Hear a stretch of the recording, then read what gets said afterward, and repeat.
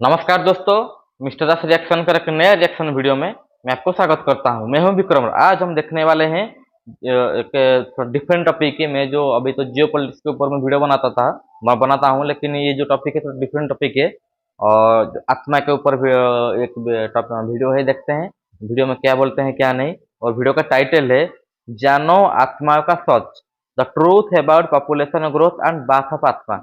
अच्छा ठीक है, ये वीडियो का टाइटल है। ओरिजिनल वीडियो का लिंक मेरे वीडियो को डिस्क्रिप्शन में है, आप जाकर ओरिजिनल वीडियो को जरूर देखिएगा। और प्लीज प्लीज प्लीज मेरा रिएक्शन आपको अच्छा लगता है तो प्लीज मेरा चैनल को जरूर सब्सक्राइब कीजिए, मेरा वीडियो को लाइक कीजिए, शेयर कीजिए, कमेंट कीजिए। ठीक है, चलो अभी वीडियो स्टार्ट करते हैं। वीडियो देखने के बाद वीडियो के ऊपर रिएक्शन देते हैं।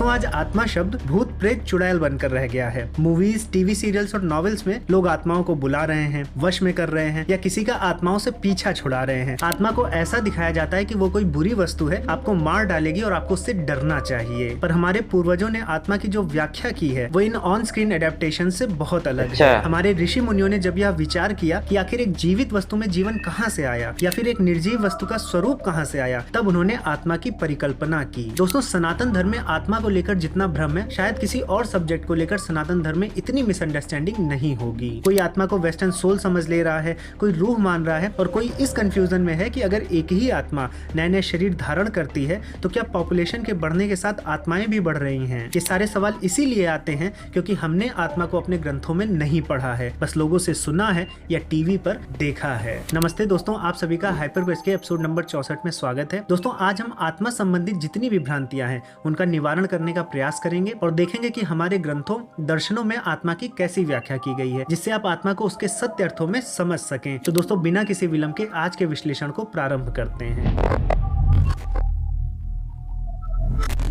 Hyper quest. साथियों, हम अपने सॉरी दोस्तों, मैं एक चीज बताना भूल गया था। वो चैनल का नाम है हाइपर क्वेस्ट, मैं चैनल का नाम बताना भूल गया था, इसलिए सॉरी। और ये भाई का वीडियो, ये मैं पहली बार इनका वीडियो में रिएक्शन दे रहा हूँ और देखते हैं वीडियो। उनका थोड़ा जैसे कि धार्मिक के ऊपर वीडियो होता है, देखते हैं वीडियो में कैसा कैसा वीडियो क्या है क्या नहीं। उसके बाद वीडियो अच्छा लगता है तो प्लीज फिर इसके बाद आगे हम इसके ऊपर भी वीडियो रिएक्शन देंगे। ठीक है, चलो वीडियो स्टार्ट करते हैं। तो कैसे हमारे बीच शायद ही आज कोई संस्कृत जानता है, और अगर हम ट्रांसलेशंस पढ़ने जाएं तो वहां पर भी भाष्यकार का एक प्रभाव रहता है। कोई अद्वैत की भावना से ट्रांसलेट करके भाष्य किया है, कोई द्वैत की भावना से, तो वहां पे भी डाउट बना रहता है। ऐसे में आध्यात्मिक मार्ग पर अगर आप बढ़ रहे हैं तो आपके लिए संस्कृत जानना आवश्यक हो जाता है, क्योंकि आपको सत्य स्वरूप में बातें जो हमारे संस्कृत ग्रंथों में लिखी गई हैं पता चल सके। और इसीलिए इसी दिशा में हाइपर क्वेस्ट ने एक निपुण संस्कृताचार्य जी के संग मिलकर एक संस्कृत भाषा पर कोर्स का निर्माण किया है, संस्कृत भाषा प्रज्ञा, जो हमारे शिक्षणम ऐप पर 2 दिसंबर से लॉन्च होने जा रहा है। आचार्य जी ने बेंगलुरु के पेजावर मठ से 12 वर्षों तक गुरुकुल पद्धति से संस्कृत का अध्ययन किया है और अभी संस्कृत के प्रचार प्रसार में कार्यरत हैं। तो शिक्षणम में हमारे साथ जुड़कर 2 दिसंबर से प्रत्येक शनिवार और रविवार रिकॉर्डेड वीडियो के माध्यम से आपको संस्कृत सिखाने वाले हैं। साथियों, ये कोर्स 4 महीने चलेगा और आपको इस कोर्स के बाद किसी भी संस्कृत ग्रंथ को पढ़ने और समझने के योग्य बनाएगा। दोस्तों, इस कोर्स को अगर आप 2 दिसंबर से पहले प्री बुक करेंगे तो आपको 25% का डिस्काउंट भी मिलेगा। दोस्तों, आज ही आप शिक्षणम ऐप पर इस कोर्स में इनरोल कर सकते हैं। फ्री डेमो वीडियोस को चेक करिए और अगर आपको समझ में आए तो इस कोर्स का जरूर लाभ उठाइए और संस्कृत सीखिए, क्योंकि संस्कृत से ही होगा। मैंने लिंक नीचे डिस्क्रिप्शन बॉक्स और कमेंट सेक्शन में दी है, एक बार जरूर विजिट करें। दोस्तों, आइए अब जानते हैं कि आत्मा को लेकर किस किस प्रकार के भ्रम हमारे बीच में फैले हुए हैं।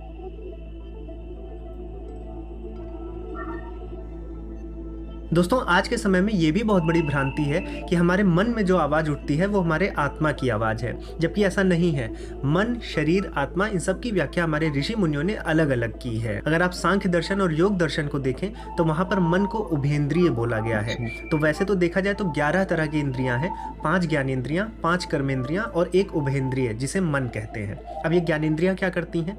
जैसे कि आपको पता होगा कि जो ज्ञानेंद्रियां हैं हमारी आँख, नाक, कान, जीभ और त्वचा, और उसके बाद जो हमारी कर्मेंद्रियां हैं जैसे हमारे हाथ, पैर, गुदा, उपस्थ और वाणी, तो ये 5 कर्मेंद्रियां हैं और 5 ज्ञानेंद्रियां हैं। ज्ञानेंद्रियां इंफॉर्मेशन को रिसीव करती हैं। आप आंख से देखते हैं, इंफॉर्मेशन लेते हैं, कान से सुनते हैं, इंफॉर्मेशन लेते हैं। तो ज्ञानेंद्रियां इंफॉर्मेशन को गैदर करती हैं। और अगर कर्मेंद्रियों को देखें तो वो इंफॉर्मेशन तक हमें पहुंचाती हैं, या हम जाते हैं अपने हाथ से कार्य करते हैं उस इंफॉर्मेशन के लिए, या फिर हम अपने पैर से चल के जाते हैं, अपनी वाणी से बोलते हैं जो चीज़ हमें चाहिए।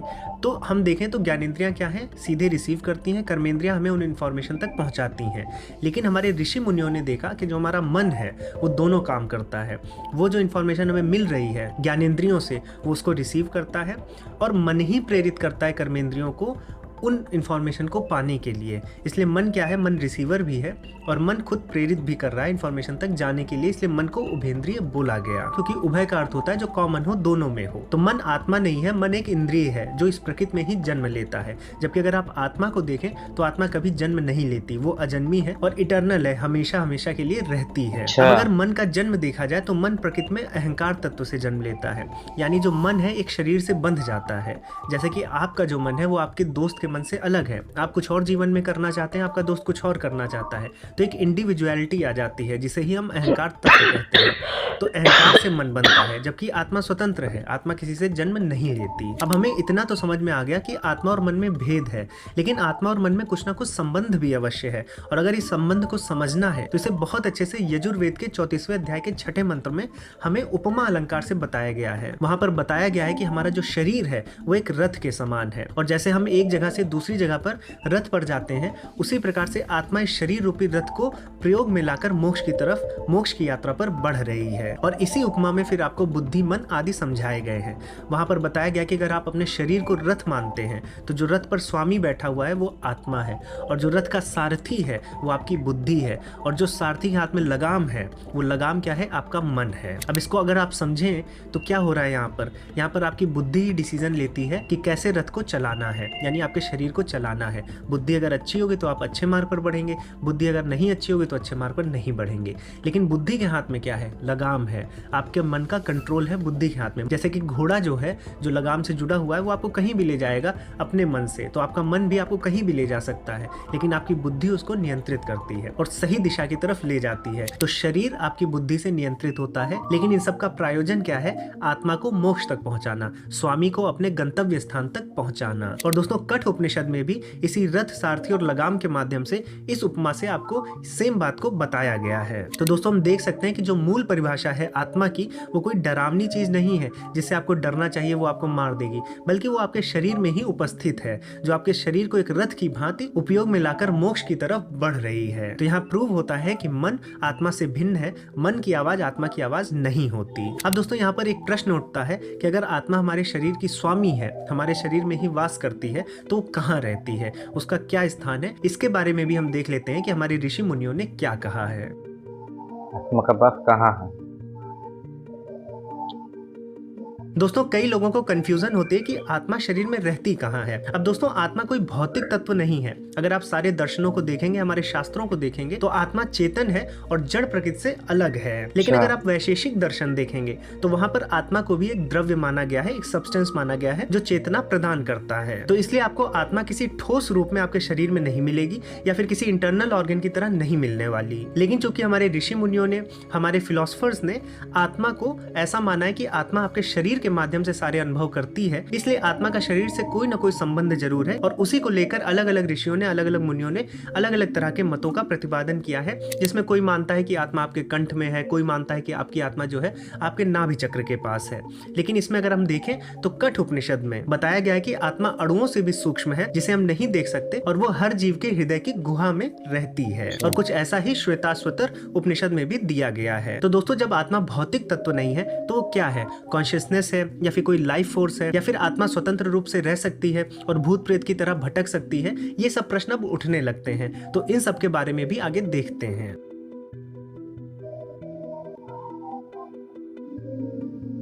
अब दोस्तों आत्मा क्या है, कैसी है, कितनी है, इन सब चीज़ों को लेकर हमारे पूर्वजों में भी मतभेद रहा है, क्योंकि ये एक फिलोसफिकल थॉट है, ना कि कोई एक एक्सपेरिमेंटल आउटकम। इसलिए अलग अलग मतों में, अलग अलग स्कूल ऑफ थॉट्स में आत्मा को अलग अलग तरह से परिभाषित किया गया है। कुछ चीज़ें कॉमन भी हैं, उस पर भी हम डिस्कस करेंगे। लेकिन यहाँ पर सबसे पहले हम अगर सांख्य दर्शन से, जो कि सबसे पुराना दर्शन है, उससे प्रारंभ करें तो वहाँ पर कपिल मुनि जी ने आत्मा को अनेक माना है, एक नहीं माना है। सांख्य दर्शन में आत्मा को पुरुष कहा गया है, और ये पुरुष एक चेतना है जो कि जड़ प्रकृति को जब ऑब्जर्व करती है तब ये सृष्टि बनती है। यानी कि जो आपका शरीर है, जड़ है, इसको कोई आत्मा ऑब्जर्व कर रही है और आपको भ्रम हो रहा है कि आपके अंदर ये चेतना है, आप चेतनावान हो, जबकि वो आत्मा में चेतना है, आप जड़ हो। तो इससे क्या निष्कर्ष निकलता है? इससे कपिल मुनि जी ये कहते हैं कि चूंकि शरीर जो है, जो अनुभव कर रहा है, जो पुरुष उसके माध्यम से अनुभव कर रहा है, वो हर शरीर के लिए अलग है। यानी कि जो मैं अनुभव कर रहा हूँ, जो आप अनुभव कर रहे हो, वो अलग अलग है। इसलिए पुरुष भी अलग अलग हैं। अगर ये अलग अलग ना होते तो मेरे सोने पर आप भी सो जाते, मेरे मरने पर आप भी मर जाते, लेकिन ऐसा नहीं है। अनुभव अलग है, इस वजह से पुरुष जो है अनेक संख्या में है, असंख्य हैं। अब इसी के विपरीत जगत गुरु आदि शंकराचार्य जी कहते हैं कि आत्मा एक ही है। इनफैक्ट आत्मा, परमात्मा सब कुछ एक ही तत्व है, अद्वैत है। भिन्न भिन्न इसलिए दिख रहा है क्योंकि हमें अज्ञानता है, और जब ये अज्ञानता खत्म हो जाएगी तो सब कुछ हमें एक दिखने लगेगा। इसको अगर हम और अच्छे से समझे तो उनका कहना यह है कि जैसे आपके घर में बहुत ढेर सारे इलेक्ट्रिकल आइटम्स होते हैं, जैसे पंखा हो गया, कूलर हो गया, फ्रिज हो गई, टीवी हो गई, वॉशिंग मशीन हो गई, तो अब ये अलग अलग तो दिख रहे हैं, लेकिन इनको जो चलाने वाला तत्व है, जो इलेक्ट्रिसिटी है, वो एक ही है। तो इसी प्रकार से बता रहे हैं कि अगर सब लोग ये जान जाएं कि उनका अस्तित्व क्यों है, वो किस चीज से चल रहे हैं, वो एक ही है, तो सब कुछ एक ही हो जाता है। तो यहाँ पर आदि शंकराचार्य जी कह रहे हैं, जब जीवात्मा ये समझ जाती हैं कि सब में परमात्मा का अंश है, सभी परमात्मा से चल रहे हैं, तो जीवात्मा परमात्मा सब एक हो जाते हैं, और फिर वहां से अद्वैत की भावना आती है। तो आदि शंकराचार्य जी के अनुसार जो आत्मा है वो एक ही है, एक ही तत्व है, वो अनेक नहीं है। ऐसे ही अगर आप न्याय और वैशेषिक की बात करेंगे तो वहां पर भी आत्मा को कई माना गया है। वैशेषिक दर्शन में आत्मा को द्रव्य की ही तरह देखा गया है, क्योंकि जो सीमा है वैशेषिक दर्शन की, वो ये भौतिक जगत ही है।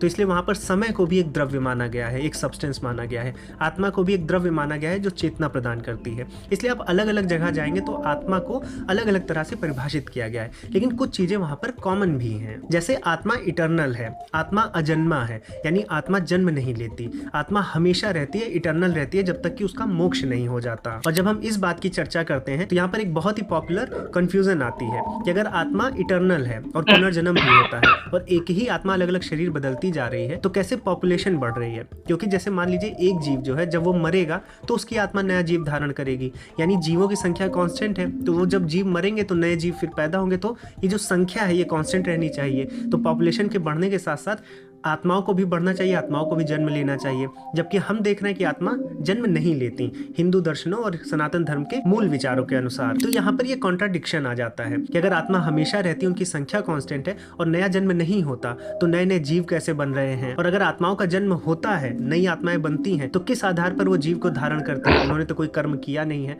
तो इस तरह के और भी प्रश्न इसमें जुड़ जाते हैं। तो आइए इस बात की तह तक जाते हैं। पुनर्जन्म कैसे होता है?